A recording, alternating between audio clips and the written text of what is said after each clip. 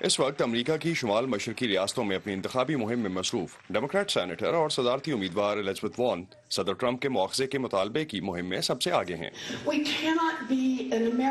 ہم ایسا امریکہ نہیں ہو سکتے جس میں صدر کسی غیر ملکی طاقت کے ہم پر حملے کی تحقیقات کو روکنے کی یا اپنے خلاف ہونے والی کسی تحقیقات کو روکنے کی کوشش کرے۔ ایک اور صدارتی امیدوار اور ریاست انڈیانا کے شہر ساؤتھ بینڈ کے میئر پیٹ بوٹیگگ اس معاملے میں غیر یقینی کا شکار ہیں۔ میرے خیال میں کانگریس کو یہ فیصلہ کرنا ہے اور میرا خیال ہے کہ ان کے ساتھ ایسا ہی ہونا چاہیے، لیکن چونکہ میں کانگریس کا حصہ نہیں بلکہ 2020 کی انتخابی مہم کا حصہ ہوں، اس لیے میرا سارا فوکس انہیں انتخابات میں فیصلہ کن شکست دینا ہے۔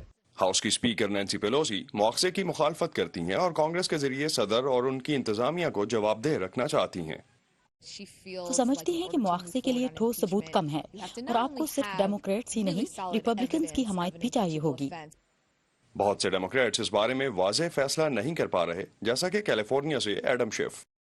کیا مواخذے کی تحریک لانا ملک کے لیے بہت ضروری ہے؟ کیونکہ اگر ایسا نہیں کیا جاتا تو یہ پیغام جائے گا کہ ان کا رویہ اس عہدے اور مرتبے کے لیے موزوں ہے، یا کیا یہ ملک کے مفاد میں ہے کہ مواخذے کی تحریک اس لیے نہ لائی جائے کیونکہ یہ سینٹ میں ریپبلکن رہنماؤں کی جانب سے اپنی ذمہ داریاں نہ پوری کرنے کے باعث ناکام ہو جائے گی؟ مواخذے کی حمایت کرنے والے ڈیموکریٹس کو بھی احساس ہے کہ یہ ایک طویل اور خطرناک عمل ہو سکتا ہے، جبکہ صدر ٹرمپ نے ڈیموکریٹس کو شدید تنقید کا نشانہ بناتے ہوئے کہا ہے کہ وہ اس بارے میں بالکل بھی پریشان نہیں ہیں۔ تجزیہ کار جان فورٹیئر کہتے ہیں کہ یہ سب آنے والی سیاسی جنگ کا حصہ ہے۔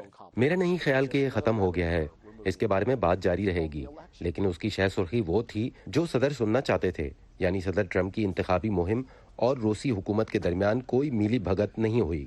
ڈیموکریٹس مواخذے کی تحریک نہ لائیں، لیکن ایک بات تو طے ہے کہ 2020 کی انتخابی ریلیوں میں صدارتی دوڑ میں شامل تمام ڈیموکریٹ امیدوار مولر رپورٹ پر بات ضرور کریں گے۔